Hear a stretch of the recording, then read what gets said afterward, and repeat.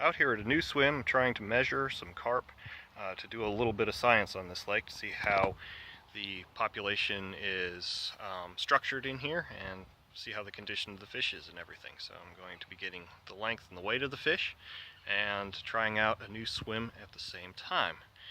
And this area is pretty good, at least in terms of seeing fish on side scan sonar. So I hope maybe I'll actually get some fish and be able to show you something. So this is towards the end of February 2018, and it's kind of an overcast day. It's been raining like crazy for the last week, and the lake level is way up. It's probably, I don't know if you can see here, it's probably about a foot or two above where it is normally. So fishing over a spot out here that's about 10 feet of water now. It's normally about 8. It's a nice little hard spot on the bottom. So I'm running late, so I'm going to sign off here and get the rods out, and then I'll talk you through what I'm doing. So this is my spod mix here. It's a bunch of crunched hemp, whole hemp, ground up sweet corn, whole sweet corn. Should be pretty good. It's should cloud the water nicely and not feed the fish too much. I know from experience that the fish in here really like sweet corn, so I expect this will do quite well. Alright, finally got the rods out, and got a marker float out there on that hard area. You can kind of see it, I think it's right about there. This is a patch, maybe 15 by 15, something like that. It's kind of a circle. All around it super smooth mud, but this is real kind of bumpy.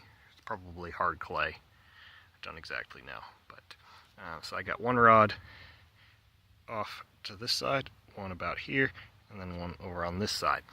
And I haven't seen any carp over this spot today. I did see a turtle out there. This lake is infested with turtles. This is, for the purposes of my videos, this will be the little lake for now.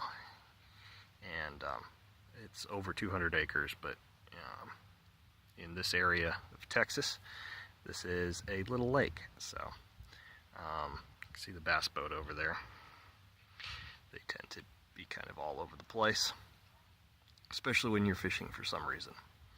So I have heard a carp crash down the bank this way somewhere, down further into the cove. And actually I think I might have heard two.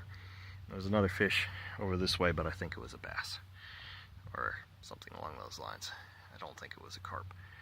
Could have been a big gizzard shad. So anyways, leave these out for a little bit. Not 100% happy with the left or the right rods. I kind of want my middle rod to be where the be the left rod, but I'll leave it out for a bit, see what I see. I've got probably 6 to 8 spods of the sweet corn hemp mixture around that marker out there. It's kind of difficult to cast right here. As you can see, there's a lot of trees right here, so I'm having to kind of cast to the side, and that's kind of difficult. So anyways, been trying out the new HydroSync braid line from Gardner. Casts great, and it sinks really well. Sinks like a stone. Barely have to do anything, and it's under the water. Even some of the sinking monos I've used in the past have required that you kind of stick the rod tip under and kind of pull on it for a while, and it slowly sinks. This goes right down. It's under the surface immediately. And the reason I want that is because you see that bass boat out there, sometimes they come right along the shore. And there was a kayak angler when I got here that was just going right along shore, real close. And if you got lines that are floating or lines that are above the water, they will get caught. And it's super irritating, messes up your presentation, makes them unhappy. No one's happy about that. So I want my lines to be as much sunk as possible. I've also just started trying these little clips here, Sensi clips from Gardner, and see if it's focusing correctly. I don't know if it is or not.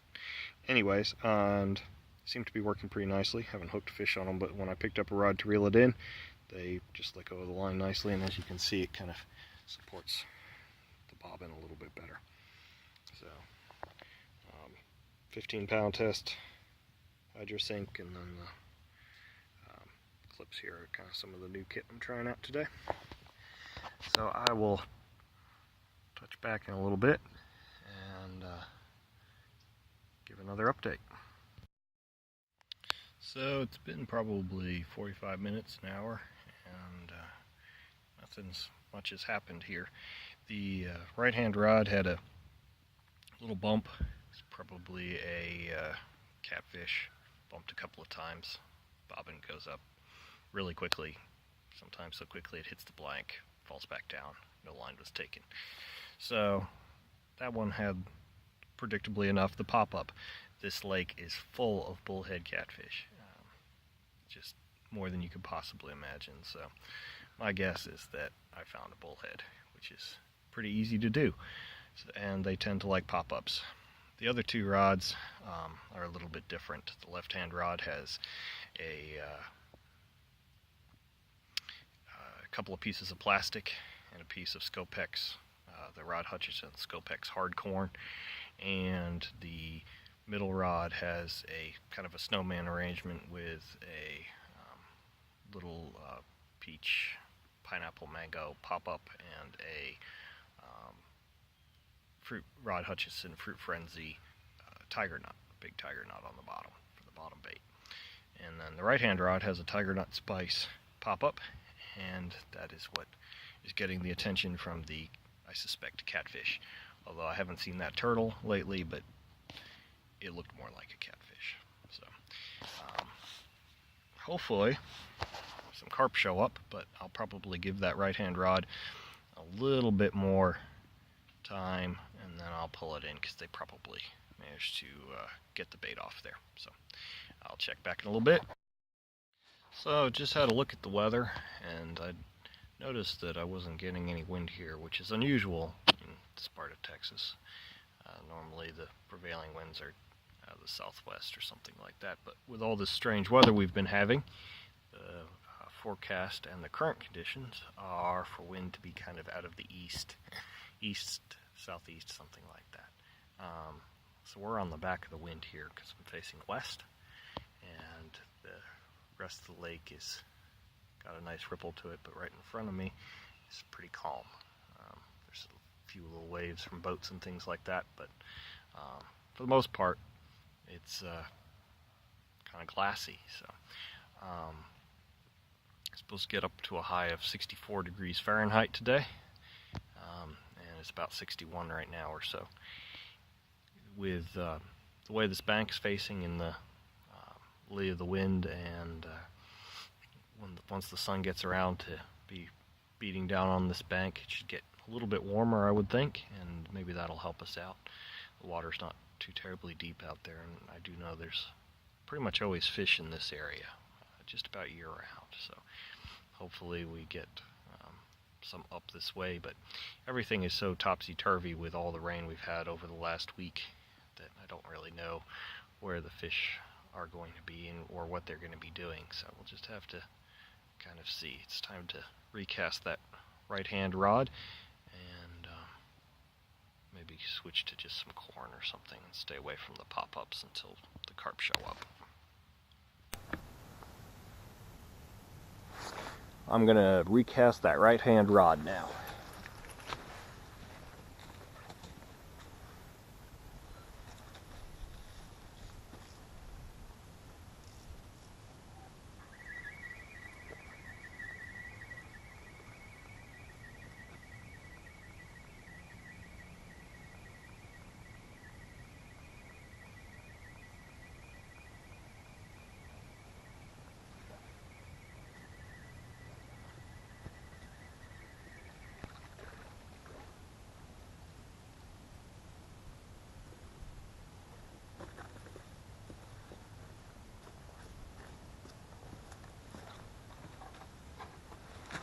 Well, as you can see, pop-up's still there. Everything's still there. Using a helicopter rig, which is unusual for me. I typically don't use a helicopter rig, but in this particular instance, the silt can be so thick out there if I miss my mark or if I'm just casting at a showing fish or something. I don't want everything to disappear into this gooey, sticky, horrible mud. So hence the helicopter rig. It's on a leadless leader from Gardner, and it's super supple. It sinks really well, and then got a little 3-ounce bolt bomb on the end. On this particular one, I had a Ronnie rig with a short hook link and a bunch of putty there, but seems to be okay. Nothing's messed with the pop-up, so it wasn't a turtle. So I used rig foam a lot. This is the Gardner rig foam, and on this particular rig I'm just going to cast it out with just the pop-up. So this is how I do it. This pop-up's already been cast out, so I can wet one side of the foam, stick the hook in right in the middle, and bend it over. And that's it. That's how I put on the rig foam, and that way it doesn't come off on the cast, and ensures that my rig is, at least the hook is not going to be fouled. So I can be pretty confident that it's fishing in a way that should hopefully catch some. So, still no fish to speak of. The sun's come out though, and it's gotten a lot warmer. I have my jacket off now, so it's a very pleasant day to be fishing anyways. The sun keeps going in and out from behind the clouds. You can see that it's kind of hitting the reeds down there on the point. Bass anglers just came by. Just down the bank they caught a 8-pound, 15-ounce bass. They didn't have a scale, so I let them use mine. That was kind of interesting. It's a nice big fish for a bass. Still, take a carp of that size at this point. Be better than one I have caught. There's a ton of boat traffic out there for this little lake, considering how much it normally gets, at least how much I've normally seen out here. There's way more boats than normal, so it's probably messing with the fish a bit. A few more fish crashed down that way, and a pretty good one came out over there. Kind of, I don't exactly know where it was. Somewhere over there. Just been recast the left rod. I guess I've recast all of them. Put some new bait on there, checked the baits. Had a few more catfish type bites. Wanted to check and make sure everything was okay. Everything's fine. Must say this line is really awesome. I was a bit skeptical, but certainly any fears I had have gone out the window. It's good stuff. So, anyways, hopefully in the next little bit we'll get a fish. Got a couple more hours here, so maybe something will happen. If not, got some ideas about where to go and for next time. So, sign off for now. So I decided to add this rod here. It's just right out here with a handful of boilies and a little pop-up over the top. Since the sun is hitting on this shore, it should be warming up a little bit. Maybe the fish will be coming in. We'll see. I haven't really seen any more fish showing anywhere or heard any, but there's been a lot of bass boat activity. You may be able to hear them talking in the background. So we'll see if anything happens. The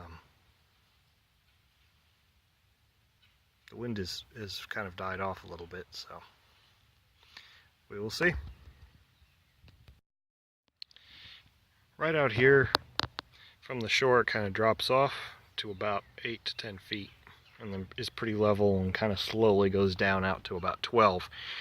The spot I'm fishing out there with the 3 main rods is a hard spot, as I already mentioned, and also the marginal sort of shelf here is pretty hard, but in between there's a lot of silt, and it's hard to say whether the fish feed in that. They probably do. Well, I've already got one messing with the pop-up. That was quick. Apparently the bullheads respond quickly to pop-ups over handfuls of boilies, so hopefully it goes away and doesn't come back. Or it was a liner. It's a possibility. Maybe the fish are moving along the shore here because it's nice and warm. And maybe I should get a zig rig out there. We'll give this a little bit of time and then we'll consider alternative options. Given where I've seen the fish, I would probably consider moving if I had more time, but I'm pretty limited on time, so I don't really feel comfortable leaving a spot I've put some work into and kind of know where I'm fishing to go chase fish and clear out new swims in areas where I really don't have any idea what's going on. That little beep I just had that you saw in the last section there, I'm guessing that might have been a liner actually, because I haven't seen anything since and it didn't really go. The catfish tend to be really erratic. You'll see it go up and down really quickly. This was just kind of a slow rise and fall, so my guess is there's some fish moving along this warm margin here. And I might move one of my farther out rods over a handful of, let's see if this will work. No, that's not going to work. Over a handful of sweet corn, kind of like I did with the rod with the boilies. Just I have a little bit more confidence in the sweet corn, so we might do that in a minute if I see any more liners or have any other reason to believe that there are fish here. This is a bloodworm. Forms the basis of carp diet in many different lakes and rivers. It's the juvenile form of a type of fly, and a midge in other words. And this one came back on my lead. My lead that was yanked around the bottom by that bass boat. So there's definitely plenty of food out there. So the bass boat managed to get 2 of my lines because he was trolling his Texas rig or whatever it was, some sort of worm rig. And yeah, got both of my lines and then dragged one into the other and they got tangled up. But everything is now sorted back out there. There's another guy trolling, apparently. It's about to go over my lines again. So it's not that these people have any particular malice. They are just extremely ignorant about how far I fish out, and they don't understand that people's lines might be out there. The last bass boat did try and give me some room, but they didn't realize that if they were trolling a line, that didn't much matter. So now they have apparently decided that my marker buoy must be marking a brush pile. So they're busy fishing on it, which is kind of amusing, but hopefully they don't actually catch my lines. We will see how well my lines are pinned to the bottom, I guess. There's only 2 of them out there now. The left one is closer in the margins with some sweet corn, and of course the right one is also closer in with just a handful of boilies over it. So they're busy fishing on a completely bare patch of ground right now for crappie. So good luck to them. I wonder if they'll catch any. Oh, if it didn't get any better, now they are busy pounding around in their aluminum boat, and they just pulled up the trolling motor. And they're probably going to turn on that air-cooled outboard they got there, which makes a gosh awful amount of noise. And it appears to be what they're... Yep, here we go. And they are literally right on top of my bait. My marker is right here. So yeah. Hopefully he doesn't put it on plane right there. That would be nice.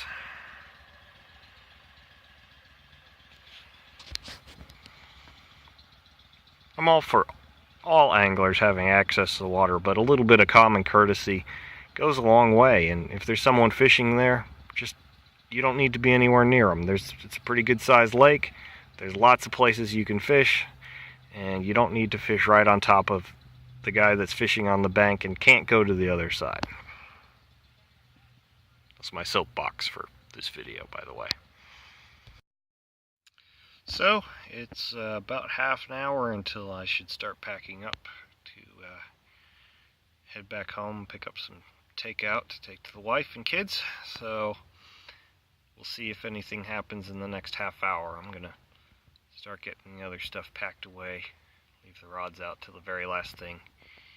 Sometimes I get lucky and at the very end I get a fish, so we'll see. That boat just coming over right now, just a matter of minutes ago, is probably not going to help me much, so we will see. Gonna keep my fingers crossed and maybe we'll get one, but if not, I'll be back again and we'll have to try it again next time. Well, I just had a sort of a run. Bobbin went crazy on the short sweet corn rod. That's what I was trying to say. Bobbin went crazy on the short sweet corn rod and picked it up, nothing there. Bait's still there too, so not quite sure what that was. Went all the way to the top and was bouncing around like mad. So anyways, I gotta pack up here, and so the rods are gonna come out of the pod and just be laid on the deck for a while until I'm got everything packed away. And maybe in the last couple of minutes something will happen. So this fine fellow decided that he was going to see what was on the bottom of my marker, and he managed to drag it into deeper water, and now it's under the surface, so it's gone. So that was very nice of him. He's now motoring away, and not a very intelligent person, apparently. So hopefully, the water's real high right now. Hopefully when the water level goes down, he will, hopefully when the water goes down, my float will come back up to the surface. It should be just under the surface right now. So yeah, that's very nice of him. He came zooming from way over there just to do that, so that was just great. People, I tell you. And with that, that concludes this episode. Hopefully next time we'll have less boats and more carp. So come back next time and we'll see if we can avoid the bass fishermen.